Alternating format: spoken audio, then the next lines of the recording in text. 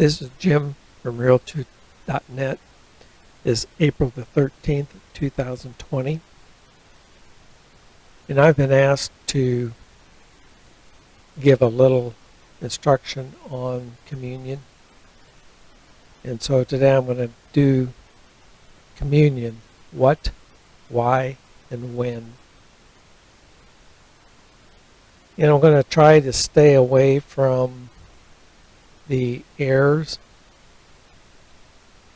that people are in when they do communion in the many denominations. And I'm just going to stick to what the Bible says. If we want to do something on the people's errors, we can do that in another video. But communion, or the Lord's Supper, or the Remembrance Feast, or the sacraments, by whatever name one wants to refer to the command by Yeshua to eat the bread of his body and drink the wine or juice of his blood in remembrance of his death until he returns, is what this discussion is about.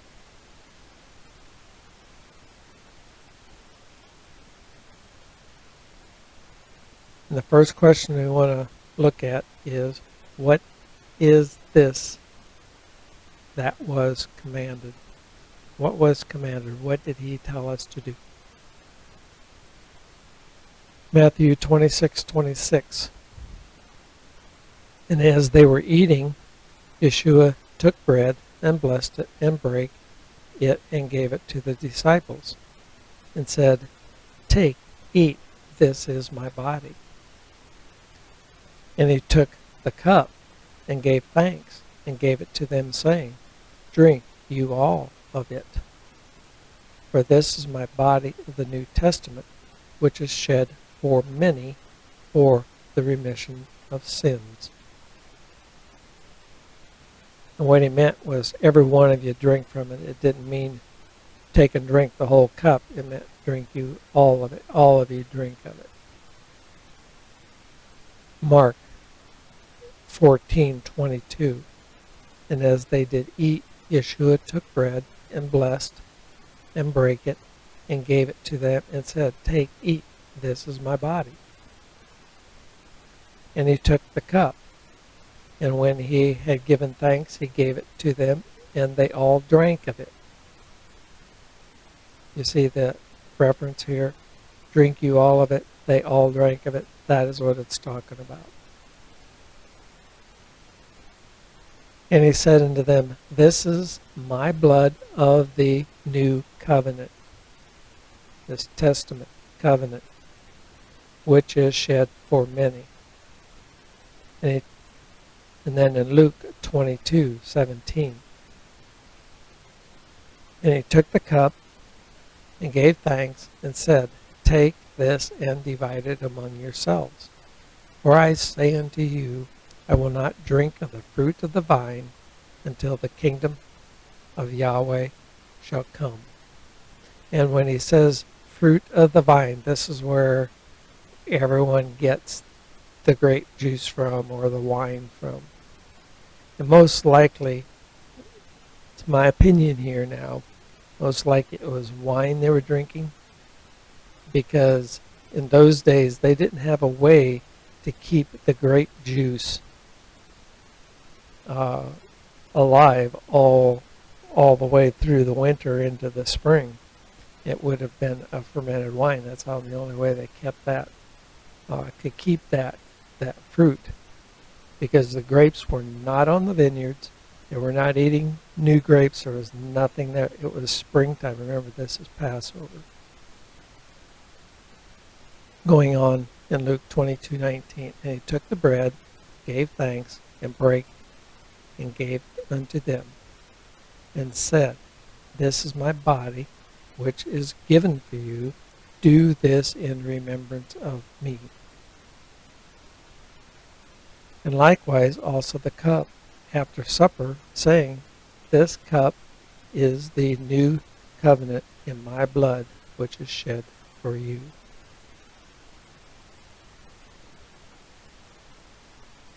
It was the symbolism of the sacrifice that he made for us.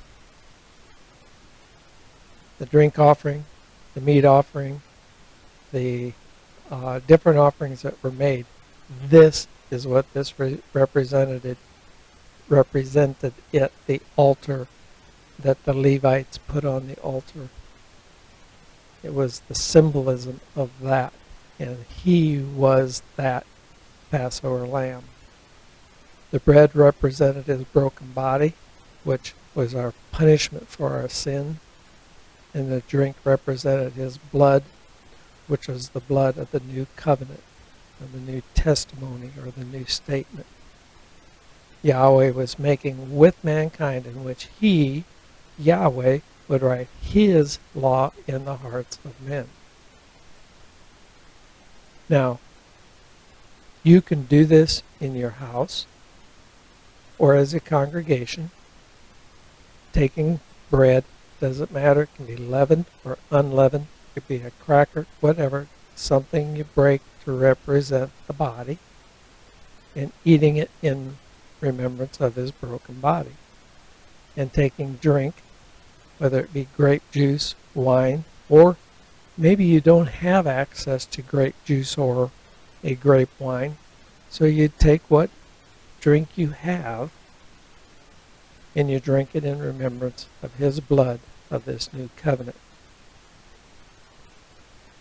And you're doing that to show his death till he comes. I have a tendency to want to go into all the heretical stuff that is done with this, but that's another time. This is what it is. Why do we do this? We are only given one reason as to the why. It was how we were to remember, or truly show we remember and recognize what was done for us. There is nothing else really to be said about this. It's kind of like the Ten Commandments. That's what I'm referring to here.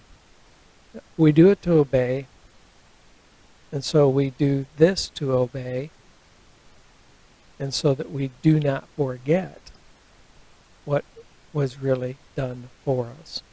In Luke 22:19, that is what he said. That's the only place where he said it. It's the only place where it's recorded. I mean, he only said it once, so it was recorded once, right? This is my body that was given for you. Do this in remembrance of me. You're remembering his sacrifice. You're remembering that sacrifice, that offering that was made.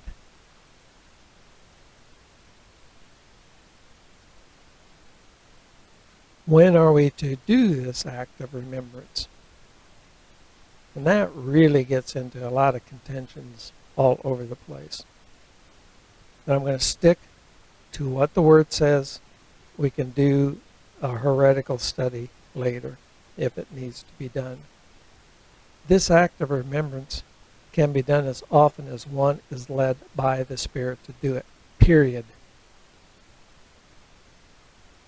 But, and now this is this author speaking, if one does this all the time, it can become a ritual, and one will lose sight of the true remembrance. So I caution against doing it every week or every time you go into your church building, as some people do. For this author, I prefer to do it on the evening starting Passover, and do it at other times in the year as I am moved. If I feel like in our house we feel like we want to do it 2 or 3 times throughout the year, we do it. We don't hesitate to do it.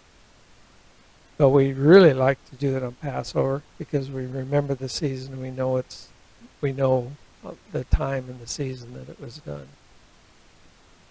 But the Bible does not direct us or require us to do it on Passover. It does not say anywhere this is the time you have to do this. So if someone is teaching you that you have to do it on this day because this and this, then they are wrong. They don't need to be listened to. They are wrong, period. We'll leave it at that. This was not, okay, sorry, back up here. We're talking about the Last Supper, the supper that Yeshua was sitting with his disciples before he was crucified, is when he commanded this to be done, when he did this act. And this was not the Passover meal that Yeshua and the disciples were eating as it was the evening before the Passover lamb was to be killed. And Yeshua was Yahweh's Passover lamb given for the whole world of that Passover. And this really comes down to, will you go back and study the Torah, the Old Testament, Exodus, Leviticus, Numbers, Deuteronomy? Will you look at the feast? Do you understand the feast? Do you understand how things went? You need to study the Exodus, what happened the night they left Egypt. And I'm going to stick with this just a little bit here because I want to discuss this a little bit more. Because the Passover lamb, the 24-hour period that is considered Passover, when they were supposed to get the lamb together and have it ready and then kill it and start cooking it, was the 24-hour period before the Feast of Unleavened Bread started, before the Sabbath, or the high Sabbath of the unleavened bread. And they ate the Passover after the sun went down. They ate the Passover lamb. And so many people get the day of Passover messed up with the first day of unleavened bread, or the Feast of Unleavened Bread. It gets really mixed up, and you hear myriads of discussion on it. So when Yeshua was sitting eating, it was the night before his death. Yeshua was the Passover lamb. After he died, he went into the tomb. They put him in the tomb, and the Feast of Unleavened Bread started. The Judah community at that time would have been eating their Passover lamb. And so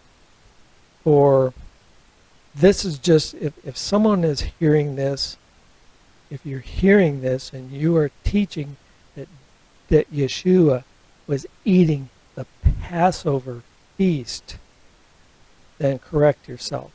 Correct yourself right now, because he was not eating the Passover feast, because he was the Passover.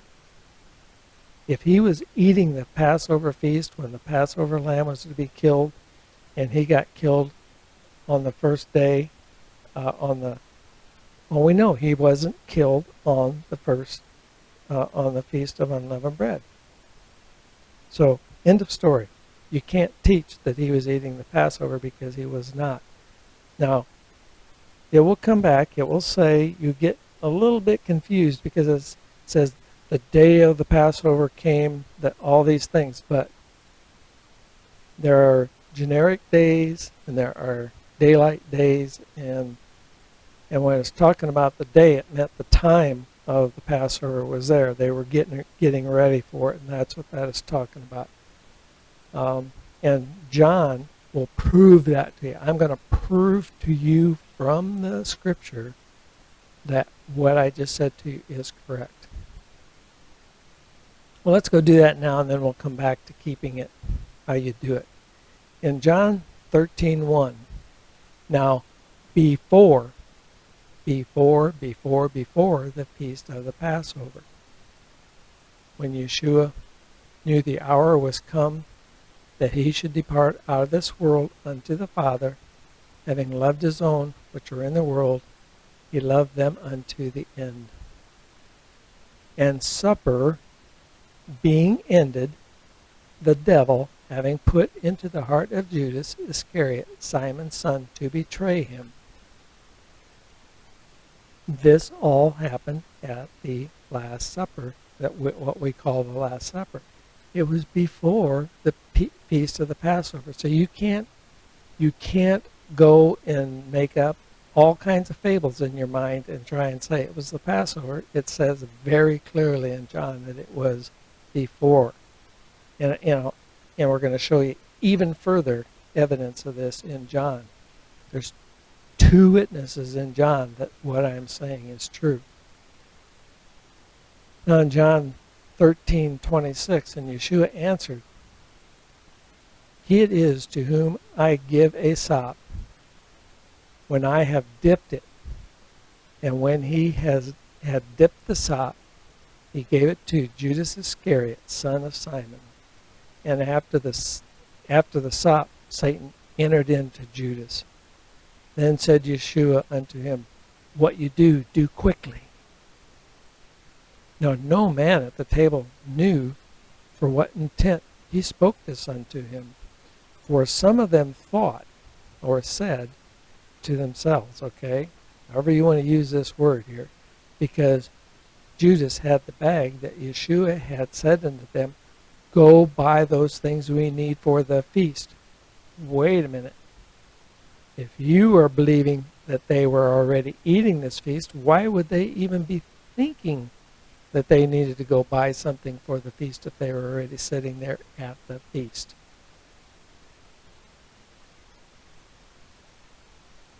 So,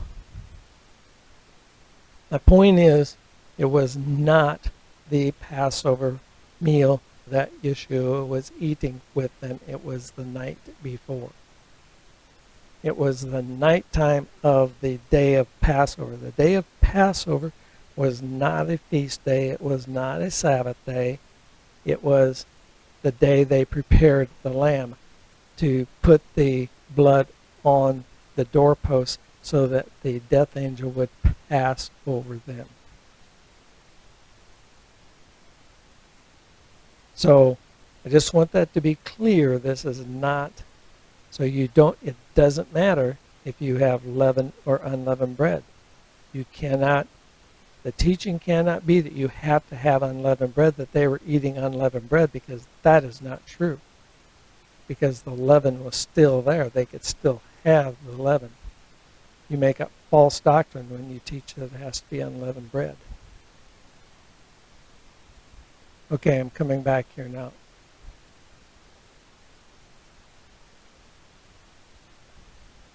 When are we to do this act of remembrance? That's where we're at. And I showed you the time frame of it. And the reason for showing that is because I wanted to show that those that want to do it right at Passover, they're wrong to start with, because it wasn't the Passover meal. In 1 Corinthians 11:20, when you come together, therefore, into one place, this is not to eat the Master's Supper, for in eating, everyone takes before another his own supper, and one is hungry and another is drunken. What? Have you not houses to eat and drink in? Or despise you the assembly of Yahweh, and shame those that have not? What shall I say to you? Shall I praise you in this? I praise you not. Now, what was the problem? Why is this important to understand? We don't know exactly what was going on here,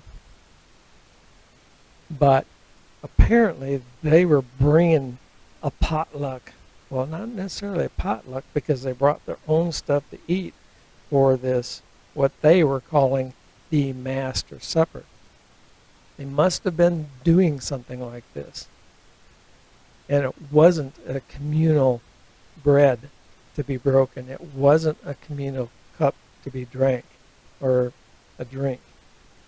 right? Each did their own, and this was an abomination. This can't be done. This is not what the Lord's Supper was about. This was not what the communion was about. And then Paul goes on to say, 1 Corinthians 11:23, "For I have received of the Master that which I deliver unto you, that Yeshua, Messiah, the same night in which he was betrayed, took bread.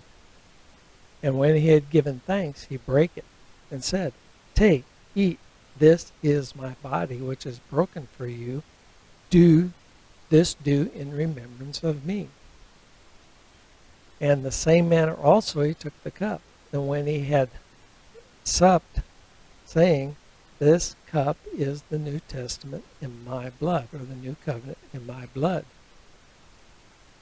This do you, okay, as often as you drink it in remembrance of me."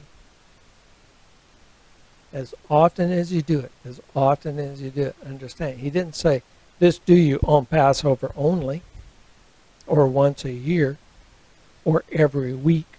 He didn't say that. As often as you drink it in remembrance of me. For as often as you eat this bread and drink this cup, you do show the Master's death until he comes. Therefore, whosoever shall eat this bread and drink this cup of the Master unworthily shall be guilty of the body and blood of the Master. That's a scary thing. And so we have to always warn everyone, those that go in and try to do the heretical things that happen with this, they're guilty. They don't even know it. And what does Paul say? He goes on to say, let a man examine himself, and so let him eat that bread and drink that cup. For he that eats and drinks unworthily eats and drinks damnation to himself, not discerning the Master's body. For this cause many are weak and sickly among you, and many sleep. In other words, many are dead. For if we would judge ourselves, we would not be judged. What a wonderful thing this is. We can judge ourselves, come and drink of the blood, eat the bread and drink the drink in remembrance. We judge ourselves before we do it, and we're not going to be judged. But when we are judged, we are chastened of Yahweh, that we should not be condemned with the world.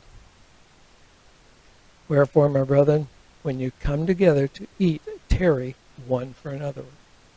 Tarry one for another. Oh, that's what John said, right? Serve one another. Wash one another's feet. Does he say wash one another? No. Tarry for one another. Help one another.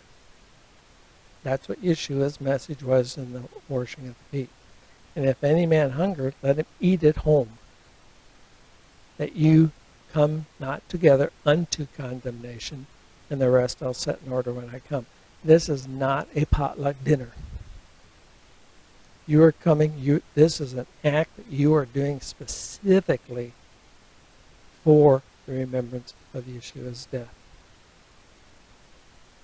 And that's what we have to keep in mind. It's specifically for that one thing. And we need to examine ourselves. We need to look at ourselves before we do it. It's very, very, very important. And what is it? How can you do this? If you have sin in your life and you're not addressing it, and you come and eat this cup, eat this bread and drink this cup, you're putting damnation upon yourself. That's unworthy. Now, that doesn't mean that you're struggling with an issue. It's talking about recognize sin that you will not stop. What? If you have aught against your brother, go fix it before you take this cup. If you're quarreling, if you're those kind of things, you need to have yourself as pure as you can be in your heart before you take of this. This doesn't forgive your sins, as some people teach. That's not what this is for. This is for remembrance. It's the blood that forgives your sin, not the drinking of the cup.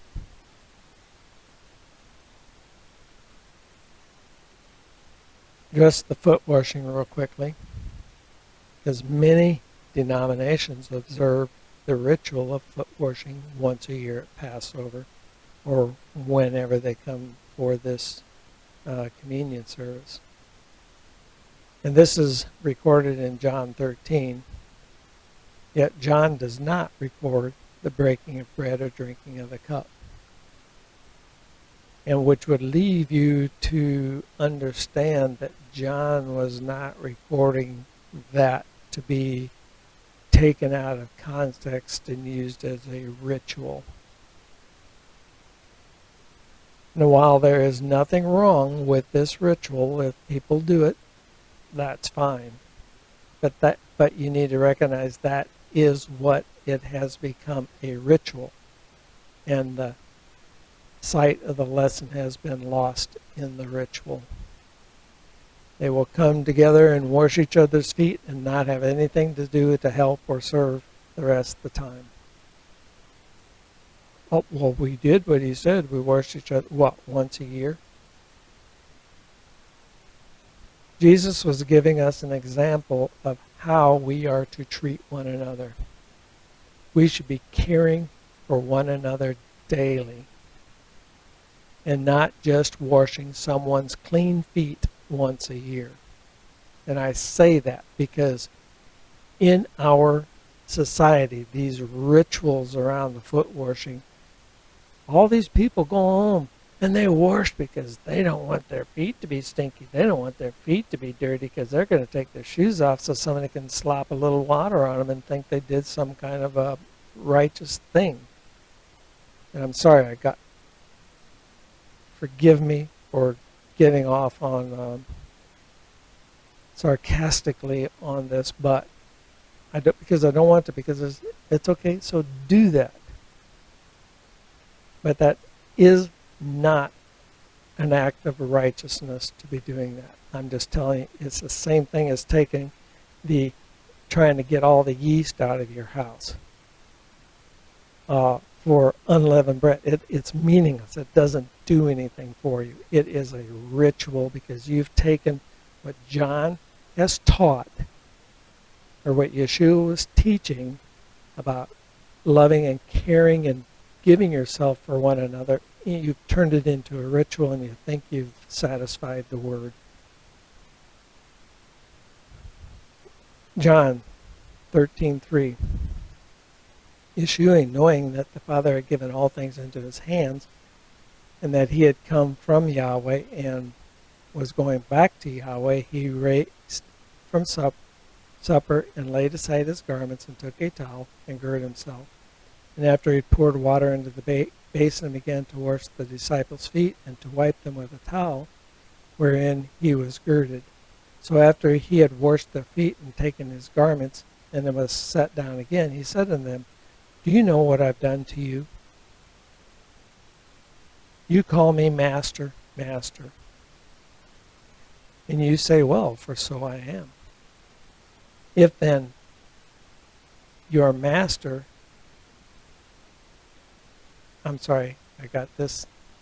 If then your master has washed your feet, you also ought to wash one another's feet. For I have given you an example, that you should do as I have done to you. Verily, verily, I say unto you, the servant is not greater than his Lord, neither is he that is sent greater than he that has sent him. If you know these things, happy are you if you do them. And so the reason I bring this up is because this has been turned into a ritual. It has been turned into a ritual to do this once a year. Well, really, if you're listening to Yeshua's teaching, you should be doing this every day. You should be doing it all the time. not just once a year, but it's turned into a once a year ritual. For me, I don't do this. I'm telling you, I'm upfront with you right now. I don't go clean the yeast out of my house, and I do not turn this into a ritual. I try and do what I can to serve every single day. And if it meant washing somebody's feet every single day, that I would do. So this is not a mandatory thing. As a matter of fact, when people were traveling in those days and they would come into the house, their feet would be dirty, and the servants would wash the feet of the guests. The master's servants would wash the feet of the guests that came in. We don't do those things today. When somebody comes into our house, we don't wash their feet. At least not in our country, because everybody's feet, they're wearing shoes, they're wearing socks. Their feet aren't even dirty. And but what he was saying is, hey, you, the master, you're the Lord. You do the washing. You do taking care of. So this is not a requirement. It was not even a command. The serving was the command, to serve one another. That was the command. So I'll end it here.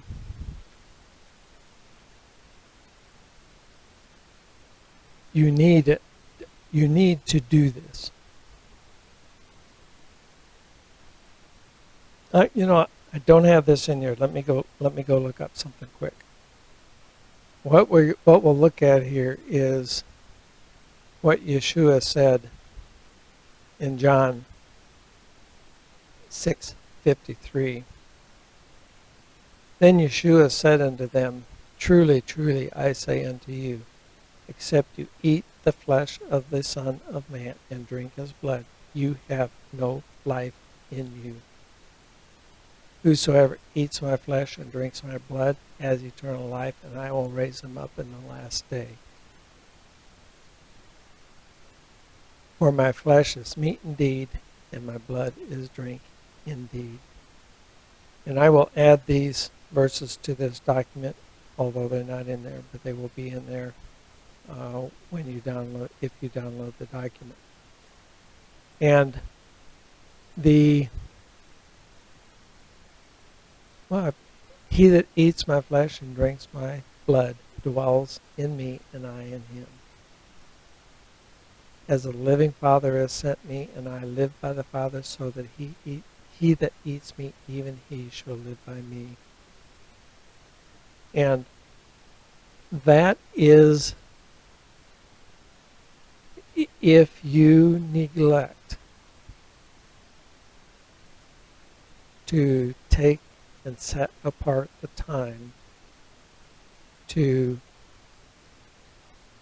partake of this bread and drink, and remember his death until he comes, whether it be once a year, twice a year, 3 times a year, 4 times a year, as to how you choose. But if you neglect to do that, you do not have this life in you. You have no life in you. That's what Yeshua says. You have no life in you if you don't do this. Now, is it magically put life in you? No, but it's your remembrance. It's because you are remembering his death. You know his death. You know what was done for you. And so this is a very, very important thing that that we do this, to remember him.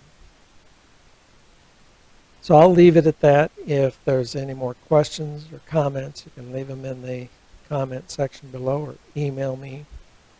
And I'll be glad to discuss anything further. And I can't even go into some of the heretical things that folks are doing that different denominations do. And so, as always, may Yahweh forever bless his words in our hearts and our minds. Hallelujah, hallelujah, hallelujah.